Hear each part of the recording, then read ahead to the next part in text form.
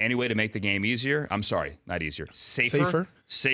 And after seeing what happened to Ryan Shazier last year, for sure, I know that a lot of people stepped back and said, all right, we've been serious in the past. Mm-hmm. We need to maintain being serious about finding ways to make the game safer. We can all agree on that. To make this physical contact sport safer. To make this violent sport, this collision sport right. safer. That's what it's based off of, is collisions. Go back 5 years ago with what they called the battering ram or the running back rule. The one where he couldn't lower his head. You couldn't lower your head as a running back. Right. Okay. Now, that lasted for like 10 games. Technically, that rule didn't apply only to running backs. It applied to anyone. Right. Okay. So this is just but we called it the running back rule because we wanted to simplify this. Like we'd call this now the targeting rule, even though it really isn't. It's not like the college rule.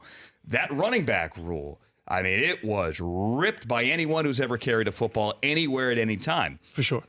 And it really wasn't applied as people feared it would be applied. Right. It only got flagged on the most egregious of plays.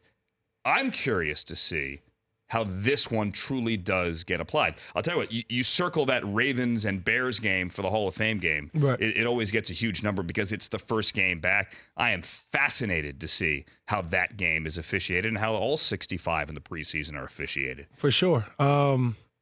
If that's anything of an indication of how it will be treated for the season, for sure. I'd hope that when it comes to, especially this targeting rule can lead to ejecting football players, that, again, hopefully this replay system really helps us out. Well, they're going to eject guys now from New York, they say.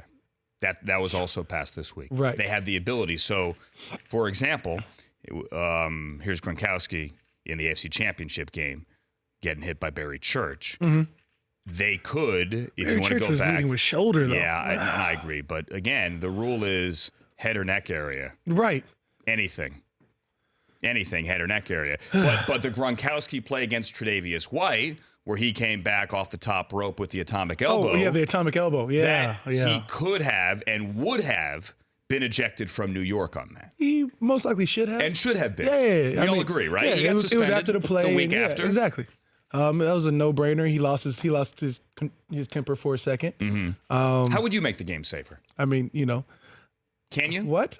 How would you going make the game safer? Going into football that you're risking your physical health there.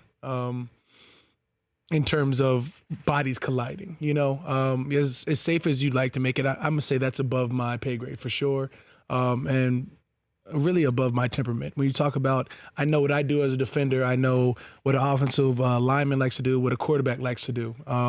It's hard to put this in the parameters of a targeting rule simply because, when I hit a quarterback normally shrugs down. And whether I'm targeting his shoulder or whether I'm targeting his breastplate, if say I'm going to go hit a Matt Ryan shrinks down, and now all of a sudden my helmet's in his helmet's parameters. He's bracing for the inevitable exactly. collision. He's bracing for impact, and because of him bracing, now we're quote unquote colliding. And if I get ejected from the game, I'm probably going to be hot for a long time. I'll probably be talking this for years to come. The Rich Eisen Show, weekdays at noon Eastern on Audience.